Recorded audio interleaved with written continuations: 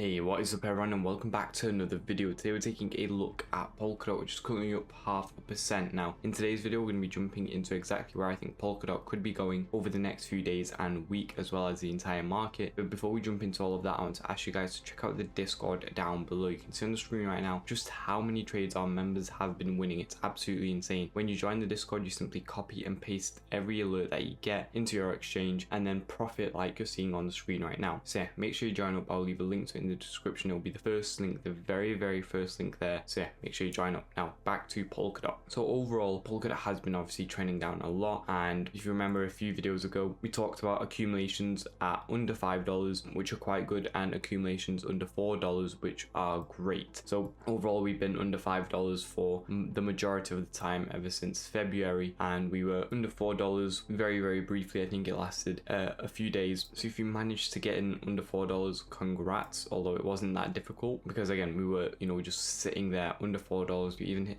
$3.70 and 67, which was absolutely insane. So if you did manage to get in there, you will currently be up, let's just use a slightly worse entry here, you would currently be up 20%, 15 to 20%, so it's not too bad. And overall, what I always suggest is just to stake up Polkadot. So I stake on crypto.com, and they offer, I think, 15 or 16% APR, which is really good as it compounds. So you know what, if we're gonna hold until the next highs at, or the previous highs at $11 to $12 from the lowest entry, it's going to be roughly a 3x, 200%. So with staking, when that compounds, it's going to be like a 3.5x. So we're getting 50% more profit simply from the compounding of the staking, which is really good, because again, it's not like we're going to jump up now in a month to $12. I highly doubt that, unless there's going to be some very good news. But instead, what we're going to do is continue to hold, and when it reaches like $8.70, or when it starts to get closer to $11 to $12, and we can usually tell if it's gonna take another month to reach there, or if it's gonna reach quite quick. Like here, for example, we always go with huge momentum, and when we hit $8, it took, I don't want to count how many candles there are here, but it took roughly 2 weeks to get to that area right here. So if we're using that as sort of our benchmark, then we're probably gonna have to unstake quite a lot sooner. So we can start to look to unstake from $5.50 if there's a lot of momentum going into the market. It really just depends how the market is moving, because there's a 1 month unstaking period. So yeah, I mean, that's what we sort of have to look out for. Again, it doesn't really matter whether we sell at $11 to $12 or $10. The difference will be made up from the staking. So if we miss out on like 20% here, then it will be made up from the staking, and that's what's so good about it. And I think the value here is, unlike a lot of other coins, historically every time Polkadot has been at this area for under $4 and under $5 in this entire green box, we've always come back up 100% of the time to nearly $8 from this area here at $4, and every time we've gone sub $4, we've always come back to $12. We've done it once here, we've done it twice here. So it's not like this is a first time for Polkadot. I think it will be quite easily achievable, and it's not like we're also trying to get a 10x back to the all-time high at $53, because again, we realize it's a different market right now. We're not back in 2021 where Polkadot was one of the main coins, and in the main narrative, narratives shift, and so does market trend. Now the market trend was mostly meme coins, and that was shown with how high Solana went. So we're not in the same market state, and we're not looking to get those same sort of returns, even though I was accumulating Polkadot at $10, $12, $15 in 2021, and we did get up to $55. So yeah, it's I've been in Polkadot for a long time, and I know how it moves. So I think the risk here is very worthwhile to take a 2-3x. I think who wouldn't like a 2-3x? And even if you don't think we will go to $12, then you can sell a lot earlier. You can start selling at 100% profit, which would be literally at $7.80. And I think this is also very easily achievable, because whenever Polkadot starts to get this sort of movement upward, the momentum is mega. I mean, the entire market moves. So Bitcoin started moving up, and so did ETH, so did not BNB, but so did Solana. All these coins started really progressing up, but Polkadot usually likes to multiply that progress by quite a lot. Then yep, it will slow slow down, usually at this $12 range, which seems to be a really big resistance. So if the market trend does shift and we are able to hit $12, and when we do break above $12, then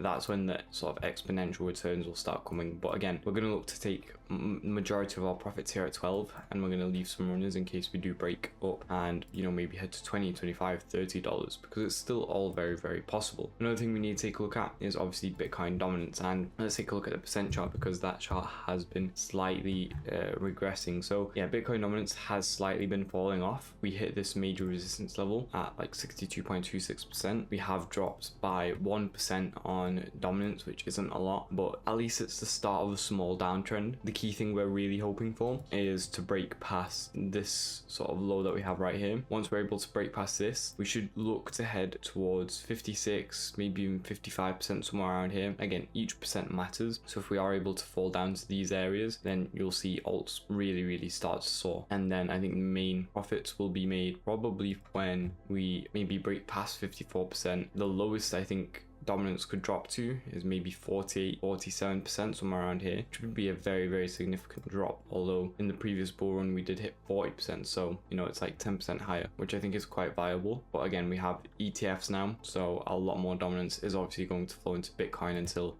we start getting ETFs on alts and they actually start getting inflows. But regardless, this still needs to drop off in order for alts to really perform well, and that's why we haven't had an alt season yet. So if you take a look at the chart, the only time we really saw alts perform well was during the election phase, and that's when sort of dominance was dropping off. But right after that, you know, really picked up, started trending up, and that's when alts obviously started not performing well. So until this drops, we're not going to see alts perform well. And for Bitcoin, what we really need to see is a break above this previous resistance or previous support level. So you see, during the election phase, we really started pumping up, started using this as a support level as well, until we, you know, started getting political conflicts and we actually dumped through it. Then we got crypto reserve news, but that wasn't viable or sustainable, sorry, so we just instantly dropped back down. The next support we have is at 74 and 69,000 right here, these two supports, and we're gonna head there if we're not able to actually break above and use this as a new support area. You can see we've already started resisting it here. This candle isn't really green, it's 0.5%. You know, volume has been dead Friday, Saturday, Sunday, right after FOMC on Wednesday, which again posed as practically an inconvenience. So there was absolutely nothing that went on. We were hoping for rate cuts, we didn't get any, we didn't get hikes either, which didn't dump the market, so it just sort of prolonged how Bitcoin is going to consolidate, and so is the market. The S&P did see a crash of nearly 10%, or it did see a crash of 10%. That's wiped out 5 trillion roughly plus dollars out of the S&P. Has since started to consolidate slightly above the previous support area. It'll be interesting to see how this opens and reacts during the week. But yeah, overall, you know,